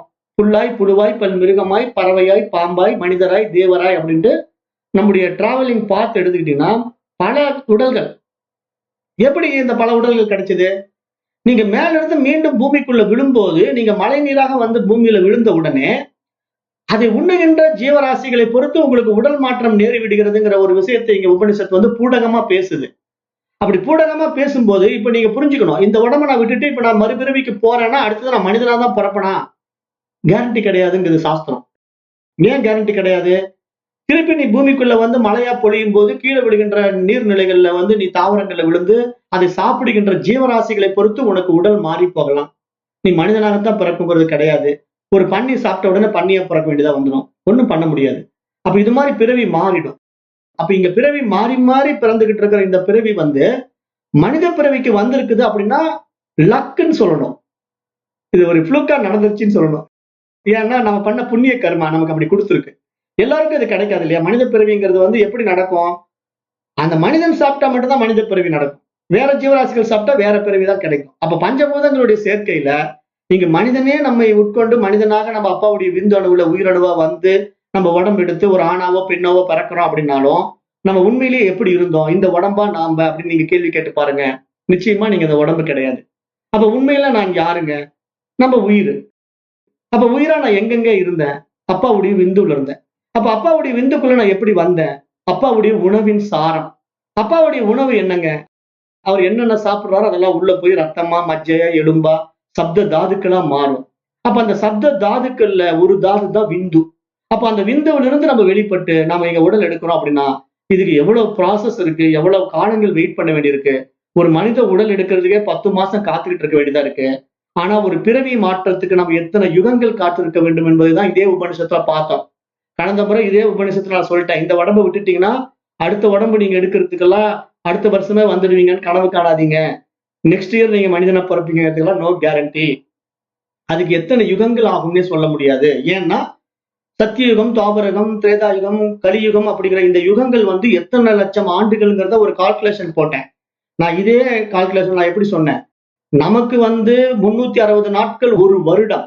ஆனா பிரம்மாவுக்கு 6 மாதங்கள் பகல், 6 மாதங்கள் இரவு தான் ஒரு நாள். அப்ப பிரம்மாவுடைய வாழ்நாளில ஒரு நாள் என்பது ஒரு வருடம். அவர் பிரம்மாவுக்கு ஒரு நாள் என்பது நமக்கு ஒரு வருடம். அப்ப நீங்க யோசனை பண்ணி பாருங்க. நீங்க உடம்ப விட்டுட்டுன்னா சூட்சம சரீரத்துக்கு போயிடுவீங்க. சூட்சம சரீரம்னா நீங்க உங்களுக்கு புலன்கள் கிடையாது, பாடி கிடையாது. ஆனா நீங்க நுணுக்கமான ஒரு நுண்ணிய சரீரத்துக்குள்ள போன பிறகு உங்களுக்கு இங்க கால தேசம் கிடையாது. கால தேசம் ஏன் கிடையாது? நீங்க பூமிக்குள்ள இருக்கிறதுனால சூரியனை மையமாக கொண்டு கால தேசங்கள் இருக்கு. ஏன்னா பூமி தன்னைத்தானே சுற்றுவதனால 24 மணி நேரங்களை கணக்கு எடுத்துக்குது. ஒரு நாளைக்கு 24 மணி நேரம் கணக்கு எடுத்துக்குது. ஆனா நீங்க பூமியை விட்டு சூட்சம சரீரத்துல நீங்க வெளியே போயிட்டீங்கன்னா நீங்க பூமியை கடந்துருவீங்க. ஏன்னா நீங்க வான மண்டலத்துக்குள்ள போயிடுறீங்க இல்லையா? அப்ப அங்க வந்து நோ ஸ்பேஸ் நோ டைம். இது சயின்ஸ் பேசும். No space no time. அப்ப இங்க நோ ஸ்பேஸ் நோ டைம்னா என்ன? இங்க கால தேசங்களுக்கு அப்பாற்பட்டு கடவுள் இருக்கிறான். அப்ப கால தேசங்களுக்கு அப்பாற்பட்டு இருக்கிற கடவுள் தன்மையை நாம அனுபவம் ஆக்கணும் அப்படின்னா நாமளும் கால தேசங்களை கடந்து போகணும். கால தேசங்களை கடக்காம நீங்க இந்த பூமிக்குள்ளேயே இருந்துகிட்டு எல்லாமே செய்ய முடியாது. அப்ப நம்ம இப்ப எதுக்காக இந்த உடம்பு எடுத்து வந்திருக்கிறோம்? அந்த கால தேசங்களே கடந்து இருக்கின்ற அந்த பிரம்மானுபவத்தை எப்படிப்பட்டது என்பதை தெரிந்து கொள்வதற்காக கிடைத்த மனித உடல். ரொம்ப அரிதான உடல். அப்ப இந்த உடல் நம்ம சரியா பயன்படுத்தி வாழ்ந்துடணும். இல்லைன்னா இது மாதிரி உடம்பு திருப்பி கிடைக்குங்கிறதுக்கு உத்தரவாதம் இல்லை அப்படிங்கிறத நீங்க புரிஞ்சுக்கணுங்கிறதுக்காக இதை சொல்றேன். அப்ப இங்க பஞ்சாக்னி வித்தை என்ன சொல்றது? இந்த மாதிரி 5 வித்தைகளை சொல்லி கொடுக்குது. இப்ப நம்ம இந்த வித்தையினுடைய அடுத்த படி என்ன அப்படின்னா, இது எப்படி பிறவிக்குரிய செயல்முறையை சொல்கிறது அப்படின்னு பார்த்தா, பஞ்சாக்னி வித்தையினுடைய நோக்கம் என்ன அப்படின்னு கேட்டீங்கன்னா, ஒரு ஜீவன் இந்த உலகில் எப்படி பிறக்கிறான் என்பதையும், அவன் எவ்வாறு இந்த பஞ்சாக்னியின் நுட்பத்தை கண்டுவிட்டால் பந்தத்திலிருந்து விடுபடுகின்றான் என்பதையும் விளக்குவதுதான் இந்த பஞ்சாக்னி வித்தையினுடைய மிக முக்கிய நோக்கம். அப்ப இங்க பஞ்சாக்னி வித்தை சொல்ல வருகின்ற பிறவிக்கான அந்தரங்க சுழற்சி என்ன? இந்த பிறவி எப்படி நமக்கு உண்டாகுது? இதுல இருந்து நம்ம எப்படி இந்த சுழற்சிக்குள்ள சிக்கிக்கிட்டே இருக்கிறோம்? அப்ப இந்த சுழற்சி எப்படி நம்ம இதுல இருந்து விடுபடுவது அப்படின்னு பாத்தீங்கன்னா, சொர்க்கத்திலே பித்ருக்கள் புண்ணியத்தினால் இடம்பெற்று மழையாக வருகின்றனர். மழை பூமியில் விழுகிறது, தானியமாகிறது. தானியம் உணவாக மாற்றப்படுகிறது. மனிதனில் உணவாக போய் விந்துவாக மாறுகிறது. அந்த விந்து பெண்ணுடலில் சேரும்போது கருவாக மாறுகிறது. இதுவே பிறவியின் ஆரம்பம் என்பதாக இந்த வித்தை வந்து தொடங்குது. இந்த பஞ்சாக்னி விதை வந்து எப்படி தொடங்குது? மனிதன் எப்படி உள்ள வரான்? ஒரு தந்தையினுடைய உயிரணுக்குள்ள எப்படி வரான்? அவன் மனிதன் என்று நம்ம இப்ப பேசுறோம். இப்ப நம்ம வந்து மனிதர்களா இருக்கிறதுனால நம்ம மைண்ட் வந்து மனிதன் அப்படின்னு பேசிக்கிட்டு இருக்கு. பட் இந்த விந்தணு வந்து மனிதனுக்கு மட்டும் இல்ல, மிருகங்களுக்கும் இருக்கு. அதை நீங்க நல்லா புரிஞ்சுக்கணும். ஏன்னா இப்ப மனிதன் மட்டும்தான் விந்து வெளியிடுறானா? இல்லையே, மிருகங்களும் விந்து வெளியிடும். அப்ப இங்க அணுக்கள் அப்படிங்கிற முறையில பார்க்கணும். உயிர் அணுங்கிற முறையில நீங்க இங்க பார்க்கணுமே தவிர, நீங்க வந்து மனிதன் மட்டும்தான் இப்படி இருக்கிறான் அப்படி நினைச்சு கூடாது. இங்க காமனா பேசிட்டு இருக்கு. சொர்க்கத்திலிருந்து புண்ணியத்தினால இடம்பெற்று மழையாக வருகின்றனர். மழை பூமியில் விழுகிறது. பூமி வந்து தானியத்தை பெருக்குகிறது. தானியத்தில் உணவாக மாற்றப்படுகிறது. அந்த இடத்துல மனிதன் என்ன பண்றான்? உணவாக போகிறான் அப்படின்னு தான் புரிஞ்சுக்கணும். உணவாக போகின்றான். யாருக்கு போகின்றான்? மிருகத்துக்கு போலாம், பறவைக்கு போலாம், மனிதனுக்கு போலாம், அல்லது புழு பூச்சிகளுக்கு போலாம். ஏதேனும் ஒரு வகையில் அவன் உணவாக போகிறான் இல்லையா? அந்த உணவானது அந்த உடலுக்குள்ள ரசமாகி ரத்தமாக மாறி மஜ்ஜையாக மாறி பல்வேறு தாதுக்களாக மாறுகின்ற போது அதனுடைய திரண்ட சக்தியானது விந்துவாக மாறும். அப்ப அந்த விந்து சக்திக்குள்ள ஒரு உயிரணு உற்பத்தி ஆகுது. அந்த உயிரணு தான் என்ன பண்ணுது? நுழைய வேண்டிய விஷயம் வந்து இங்க மனிதனாக இருந்தா தாயினுடைய கர்ப்பத்துக்குள்ள நுழையணும். மிருகமா இருந்தா மிருகத்துடைய பெண் கர்ப்பத்துக்குள்ள போய் பசுமாட்டுக்கு பிறந்தோம்னா ஒரு பசுவா பிறப்போம். அவ்வளவுதானே? இதுதான் நடக்க போகுது. அப்ப இந்த விஷயத்தை இங்க இந்த பஞ்சாக்னி அக்னி வந்து இப்படி சொல்லுது. அப்ப இதனுடைய கருத்தை வந்து உபனிஷத் பேசும்போது யா ஏசோ அக்ஷரே பரமே வியோமன் அப்படின்னு சொல்லுது. அதுக்கு என்ன அர்த்தம்னா, இந்த அக்னி செயல்கள் அனைத்தும் அகத்தில் நடக்கின்ற பிரம்மத்தின் விளையாட்டே என்பதை அறிந்து யார் இந்த பஞ்சாக்னியை தியானிக்கிறாரோ அவருக்கு மட்டும்தான் பிறவி பந்தம் விலகுகிறது என்ற ஒரு மிகப்பெரிய உண்மையை இங்க இந்த உபனிஷத் சொல்ல வருது. அப்ப இந்த 5 அக்னிகளும் பிரம்மத்தின் சொரூபங்கள். அந்த செயல்களின் பின்னணி சத்தியம். இவற்றை அறிவது பிரம்ம ஞானம். அப்ப அந்த வகையிலே பிருகதாரண்ய உபனிஷத்திலே யாக்ஞவல்கிய முனிவர் வந்து ஆர்த்தபாகர் என்ற ஒரு இன்னொரு மகான் இடத்திலே உரையாடுகின்ற பொழுது இந்த 2 மகான்களுக்கும் இடையிலே நிகழ்ந்த உரையாடலின் மூலம் இந்த வித்தை வெளிக்கொடுக்கப்பட்டது என்று நம்ம பார்க்கிறோம். இப்ப இந்த பிரகதாரண்ய உபநிஷத்துல யாக்ஞவல்கரும் ஆர்த்தபாதர்கரும் என்ற 2 ரிஷிகளும் இங்க உபதேசம் செய்து கொண்ட அந்த உரையாடல் தான் இங்க பஞ்சாக்னி வித்தை. அப்ப இந்த பஞ்சாக்னி யோகத்தை அறிந்து கொண்டால் ஜன்ம வினைகள் அவர்களை தொடவே தொடாது என்று இங்க வேதம் சொல்ல வருகின்ற மிக முக்கியமான விஷயமாக நம்ம இங்க பார்க்கிறோம். அப்ப இப்ப நம்ம மனிதனாக பிறந்தனுடைய மகத்துவம் என்ன தெரியுமா?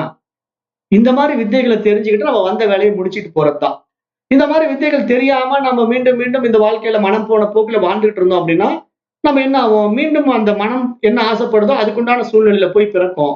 அப்ப நம்முடைய ஈர்ப்பு சக்தி என்ன பண்ணும்? அந்த மனதனுடைய ஆசைக்கு ஏற்ற மாதிரி உடல் மாறுவதற்கு நம்மை மனிதன் உண்ண மாட்டான், ஒரு மிருகம் உண்டு விடும் அல்லது ஒரு பறவை உண்டு விடும்.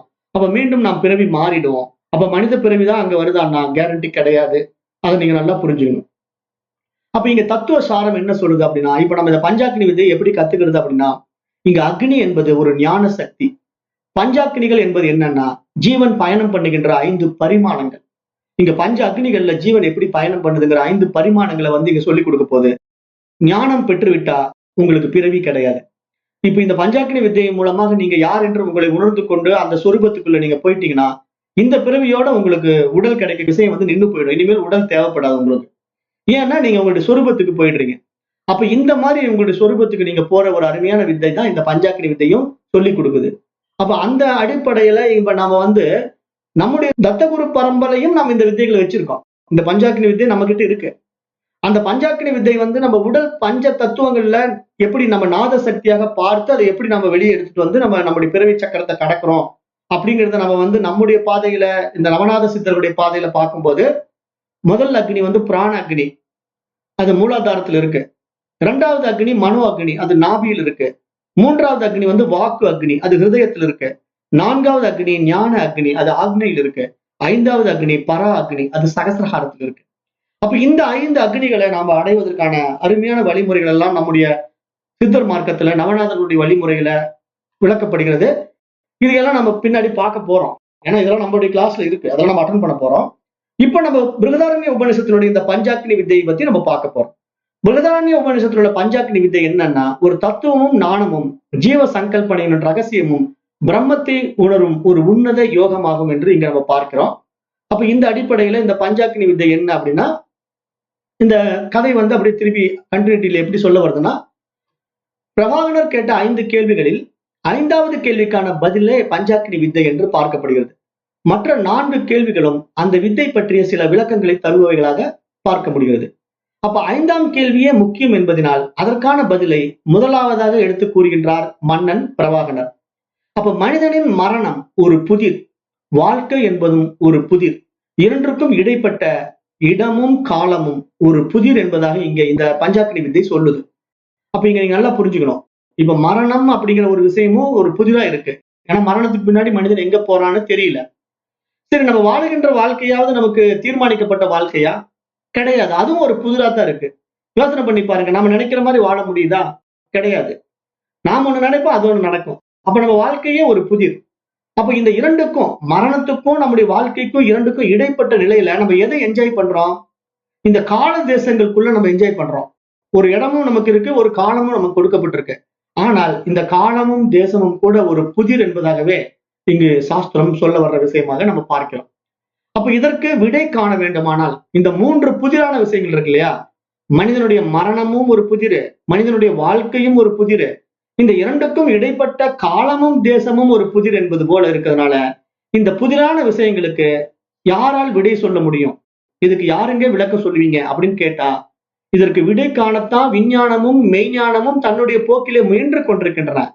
ஆனால் கணத்திற்கு கணம் மாறிக்கொண்டிருக்கின்ற தங்களுடைய புற அறிவின் வெளிச்சத்திலே விஞ்ஞானம் வெளியே தேடிக்கொண்டிருக்கின்றது. ஆனால் நம்முடைய மெய்ஞானம் உள்ளே திரும்ப சொல்கின்றது. இவ்வளவுதான் விஷயம். மெய்ஞானத்துக்கும் விஞ்ஞானத்துக்கும் என்ன விஷயம் அப்படின்னா, விஞ்ஞானம் வந்து இந்த விஷயங்களை வெளியே ஆராய்ந்து பார்க்குது, மனித உடலை ஆராய்ந்து பார்க்குது, மனித உடல் கூறுகளை ஆராய்ந்து பார்க்கிறது. ஆனால் அது மனிதனுடைய நோய்களை நீக்குவதற்கும் மனிதன் தற்காலிகமாக வாழ்வை நீடித்துக் கொள்வதற்கும் பயன்படுமே தவிர இந்த மனித வாழ்வுக்கு அப்பாற்பட்ட ஒரு வாழ்க்கையை மாற்றிக் கொள்வதற்கு அது பயன்படாது. ஏனென்றால் இங்க மனித வாழ்க்கை என்பது இந்த உடல் சார்ந்த வாழ்க்கை மட்டுமே. இப்ப இந்த உடம்பை விட்டு விட்டா நம்முடைய வாழ்க்கை மீண்டும் தொடர்கிறது. எப்படி தொடருது? நாம உண்மையிலேயே உயிர் தானே, நாம இந்த உடல் கிடையாது. அப்ப நம்ம இந்த உடம்பை விட்டு வெளியேறி விட்ட பிறகு நம்முடைய வாழ்க்கை மீண்டும் சுழல ஆரம்பிக்க போகுது. அப்ப அந்த சுழற்சி சக்கரத்திலிருந்து நாம் விடுபட வேண்டுமானால் நாம் விவேகத்தினால் விழித்துக் கொள்ள வேண்டும். நமக்கு இது போன்ற வித்தைகள் கொடுக்கின்ற ஞானத்தினால் நாம் நம்மை மாற்றிக்கொள்ள வேண்டும். அப்பொழுது மட்டும்தான் நாம் அந்த உயர் பரிமாண நிலையை, அந்த தூய அறிவாகிய பரமானந்த நிலையை எட்ட முடியும் என்று இங்க வேதம் நமக்கு விளக்க வருகின்றது. அப்ப இந்த அடிப்படையில நம்ம இந்த பாதையை பார்க்கும்போது நம்ம விஞ்ஞான அறிவிலிருந்து சற்று விலகி மெய்ஞான பாதையில் நாம் ஏற வேண்டும். மெய்ஞான பாதையில் ஏறு, வேத வேதாந்த வெட்ட வெளியினை தேறு அப்படின்னு பாட்டு இருக்கு, சித்தர் பாடலே இருக்கு. அப்ப இங்க அதை புரிஞ்சுக்கிட்டு இப்ப இங்க பிரகதாரண்ய உபநிஷத்துல நம்ம பார்க்கிற விஷயமாக இருக்கட்டும், சாந்தோக்கிய உபநிஷத்துல பார்க்கிற விஷயமாக இருக்கட்டும், இந்த பஞ்சாக்னி வித்தையை பற்றி பிரவாகனர் 5 கேள்விகளை கேட்டார் இல்லையா? ஸ்வேதகேது கிட்ட 5 கேள்வியை கேட்டார். அது என்னென்ன அப்படிங்கிறத பார்க்கலாமா? இப்ப 5வது கேள்வி என்ன சொல்றாரு? ஆகுதியால் எப்படி திரவ பொருட்கள் மனித உருவம் பெறுகின்றன? ஆகுதினா இப்ப நம்ம வேள்விகள்ல ஆகுதிகள் போடுறோம் இல்லையா? அந்த ஆகுதிகள் நம்ம கொடுக்கும்போது அதுல நம்ம ஊத்தக்கூடிய நெய் மற்ற விஷயங்கள்லாம் எப்படிங்க மனித உருவம் பெறுகின்றன அப்படின்னு ஒரு கேள்வி அவர் எழுப்புறாரு அந்த பையன்கிட்ட, ஸ்வேதகேது கிட்ட. அவனால சொல்ல தெரியல. அப்ப இந்த கேள்வியை நாம் புரிந்து கொள்ளுகின்ற வகையில சற்று மாற்றி சிந்தித்து பார்க்கலாம். அது எப்படின்னா, இப்ப மரணத்திலே நம்முடைய உடம்பு எரிஞ்சு போகுது. இப்ப நம்ம இறந்து போன பிறகு நம்ம என்ன பண்றாங்க? மின் மயானத்துல கொண்டு போய் போட்டுறாங்க. மின் மயானத்துல பஸ்பமாகி சாம்பலாக்கி நம்ம சொந்தக்கார கையில கொடுத்துட்றாங்க. இந்தாங்க உங்க சித்தப்பா, இந்தாங்க உங்க பெரியப்பா அப்படின்னு சொல்லிட்டு ஒரு சாம்பல் குடுவை எடுத்து நம்ம கையில கொடுத்து இந்தாங்கன்னு கையில கொடுத்துட்றாங்க. அப்ப நம்ம அந்த எரிந்து போன சாம்பலை எடுத்துட்டு கொண்டு போய் நம்ம ஏதோ ஒரு ஜலத்துல கரைக்க போறோம், கங்கையில கரைக்க போறோம், இல்ல காவிரியில கரைக்க போறோம். இவ்வளவுதான் நம்ம செய்ய முடியும். அப்போ இங்க எரிந்து போன பிறகு மனிதன் அந்த 5 அக்னிகளை கடந்து மீண்டும் அடுத்த பிறவியில் எப்படி ஒரு மனித உடம்பை பெறுகிறான்? அது மரணத்தில உடம்பு எரிந்து விடுகிறது இல்லையா? அப்ப அதற்கு பிறகு மேலுலங்களுக்கு பயணம் செய்வது யார்? அவன் மனிதன் இங்க இறந்து போன பிறகு உடல் எரிக்கப்பட்ட பிறகு மேலுலகம்ங்கிற ஒரு விஷயம் இருக்கு. அதுக்குள்ள எப்படி மனிதன் போறான்? அவன் எப்படி மீண்டும் பிறக்கிறான்? அப்படிங்கும் போது நம்முடைய சாஸ்திரம் என்ன சொல்லி கொடுக்குதுன்னா, இங்க மனிதன் என்பது நாம நினைச்சுக்கிட்டு இருக்கிற மாதிரி இந்த உடல் மட்டும் அல்ல. இங்க நம்ம ஜீவாத்மாங்கிற அடிப்படையில நம்முடைய வேதாந்த சாஸ்திரங்களுக்குள்ள நீங்க படிச்சீங்கன்னா தெரியும். மொத்தம் நம்ம கிட்ட இருக்கிற 5 பிராணங்கள், 10 புலன்கள், ஞான இந்திரியங்கள் 5, கர்ம இந்திரியங்கள் 5, 10 புலன்கள், அப்புறம் மனம் 10, 15, 16 தத்துவங்களை எடுத்துக்கிறோம். அதை நம்ம இன்னும் கூட்டலாம். 24, 26 தத்துவங்களை கொண்டு போகலாம். அப்ப இந்த தத்துவங்கள்ல இந்த 16 தத்துவங்கள் ஒன்று சேர்ந்ததுதான் நமக்கு சூட்சும சரீரம். இப்ப நான் கண்ணுக்கு தெரியாத மனசா இருக்கிறேன்னு நான் சொன்னேன் இல்லையா? நான் ஆரம்பத்துல என்ன சொன்னேன்? நம்முடைய வேதாந்த பாடங்கள்ல இதே உபநிஷதங்கள்ல பேசியிருக்கிறேன். இப்ப நம்ம இந்த பருவுடல் எடுப்பதுக்கு பேர் ஸ்தூல உடம்பு. ஆனா நான் இந்த பருவுடல் எடுப்பதற்கு முன்னாடி நான் எப்படிங்க இருந்தேன்னா மனம் என்ற சூட்சும உடம்பா இருந்தேன். அப்ப மனதனுடைய ஆசா பாசங்களுக்கு ஏற்ற மாதிரி எனக்கு உடம்பு கிடைச்சது அப்படின்னு நான் சொல்லும் போது, அந்த மனம்ங்கிறது எப்படிப்பட்ட உடம்பு அப்படின்னு கேட்டீங்கன்னா 16 தத்துவங்களை உள்ளடக்கியதுன்னு நீங்க புரிஞ்சுக்கணும். அந்த 16 தத்துவங்கள் என்னன்னா கர்மேந்திரியங்கள், ஞானேந்திரியங்கள், பிராணன் மற்றும் மனம் அப்படிங்கிற இந்த விஷயம் 5 பிராணன்கள் இருக்கு. இதெல்லாம் சேர்ந்துதான் 16 தத்துவங்கள். அப்ப இதுதான் நமக்கு தெரிஞ்ச பதில். ஆனால் இவற்றுடன் கூடவே அடுத்த பிறவிக்கான ஸ்தூல உடம்பை உருவாக்குவதற்கு தேவையான அடிப்படை ஸ்தூல மூலகங்கள் என்ற பூதங்கள் இருக்கு இல்லையா? பஞ்சபூதங்களுடைய ஸ்தூல மூலகங்கள், அதாவது பஞ்சபூதங்களின் நுண்ணம்ச சூழலில் உருவாகி இருக்கின்ற ஜீவாத்மா தனது யாத்திரையை எப்படி தொடங்குகிறது என்று இங்க உபனிஷத்து இந்த பஞ்சாக்னி வித்தையில சொல்ல வரும்போது அதுக்கு பேரு ஜலசரீரம் என்று சொல்லுது. ஜலசரீரம் என்ற ஒரு வார்த்தையை ஏன் இங்க வைக்குது அப்படின்னா, ஜலம்னா நீர். அப்ப நாம இங்கிருந்து வெளியே கிளம்பும் போது நாம நீர் சரீரமாகத்தான் வெளியேறுகின்றோம் அப்படின்னு இங்க சொல்லுது. அப்ப நீர் சரீரமாகத்தான் நம்ம வெளியேறி நம்ம உயிர் தொகுதியினுடைய ஒரு அங்கமாக பயணம் செய்யும் இந்த ஸ்தூல உடம்பின் நுண் அம்சமான ஜல சரீரம் என்பது அக்னி, தண்ணீர், பூமி ஆகிய 3 மூலகங்களும் ஒன்று சேர்ந்தது. அதனாலும் இதை ஜலசரீரம் என்று இங்கு குறிப்பிடப்படுகிறது. ஏன் என்று இதை ஜலசரீரம் என்று சொல்றோம் அப்படின்னா, இந்த ஜலசரீரம் என்பது 3/4 நீர்பரப்பு, 1/4 தான் நிலப்பரப்பு. இப்ப நீங்க பூமியை எடுத்துக்கிட்டீங்கன்னா பூமியில என்ன இருக்கு? 3/4 நீர்பரப்பு இருக்கா, 1/4 பங்கு தான் நிலப்பரப்பு. அது மாதிரி இங்க மனித உடல் எடுத்துக்கிட்டீங்கன்னா 1/4 பங்கு தான் நமக்கு உடல் உறுப்புகள் எல்லாம் இருக்கும். மீதி 3/4 பங்கு ரத்தம் தான் இருக்கும். இப்ப நம்ம உடம்புல ரத்தம் தான் நம்ம உடம்புல 3/4 பகுதி இருக்கு. மீதி 1/4 பங்கு தான் நமக்கு இந்த கை, காலு, நரம்பு, சதை அப்படிலாம் இருக்கு. அப்ப இங்க பிரதானமா நம்ம உடம்புல எது இருக்குன்னா நீர் இருக்கு இல்லையா? ஜலசரீரம் தான் இங்க சாஸ்திரம் இப்படி பேசுது. இது எப்படி இந்த ஜலசரீரம் நம்ம எடுக்கிறோம், இந்த ஜலசரீரத்தை நம்ம எப்படி அடுத்த உடம்புக்குள்ள அப்படி விந்துவா மாறுறோம் அப்படிங்கிற இன்னும் சில விரிவான விஷயங்கள் எல்லாம் இதனுடைய தொடர்ச்சி வகுப்பாகிய அடுத்த வகுப்புல பார்க்கலாம். இப்ப இன்றைக்கு நம்ம நேரம் பத்தாதனால இப்போதைக்கு நீங்க இந்த புரிந்து கொண்ட விஷயத்துல நீங்க எப்படி உடம்ப விட்டு வெளியே போறீங்க, எப்படி உடம்புக்குள்ள வரீங்க அப்படின்னா, ஜனசரீரமா ஒரு உயிர் அணுவா நீங்க இருக்குது, உயிர் அணுவா வெளியேறி உயிர் அணுவா நுழையிறீங்கிறத மட்டும் புரிஞ்சுக்குங்க. இதை பற்றி இன்னும் விரிவான விளக்கம் அடுத்த வகுப்பில் பார்க்கலாம். நன்றி. ஓம்